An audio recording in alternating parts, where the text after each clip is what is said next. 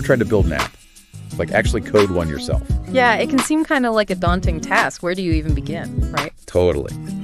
But today, we're going to break down a super practical project, kind of like dipping our toes into the world of app building. Oh, tell me more. So we're diving deep into a YouTube tutorial from Tech Studio 24.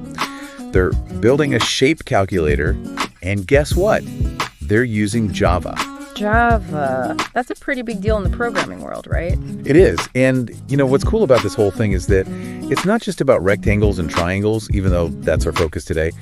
It's really about understanding the fundamental building blocks of, pretty much any program out there. Right. So it's like learning the ABCs before you try writing a novel. Exactly. Now, what's the deal with this tutorial? What are they using to build this calculator thingy? They're using something called IntelliJ IDEA. It's an IDE, which stands for Integrated Development Environment. An IDE, huh? That's kind of technical. It's basically a software, right, that helps make coding a bit easier. It's like, think of a chef in a kitchen, yeah?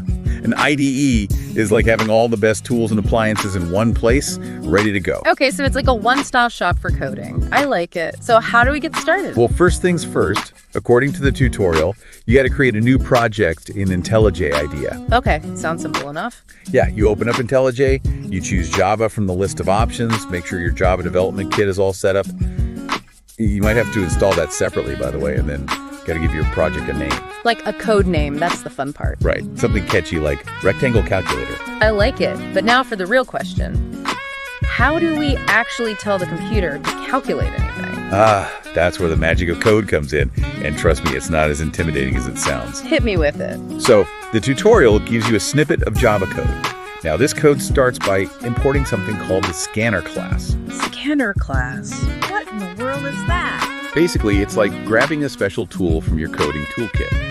This particular tool allows the program to accept input from the user, meaning, whoever's going to be using this calculator. Oh, so that's how you're going to tell the program how long and wide your rectangle is. Exactly. But we're not done yet. The code then goes on to declare something called variables. Now, these variables are like containers, right, for storing the length and width of our rectangle. Think of it like labeling two boxes.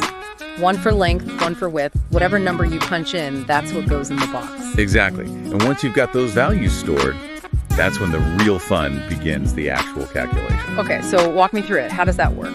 So the code uses those stored values, those numbers we put in our metaphorical boxes, and then it applies the standard formulas for area and perimeter.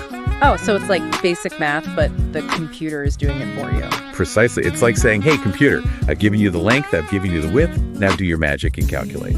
And then the computer, being the obedient little thing that it is, actually spits out the answer. You got it.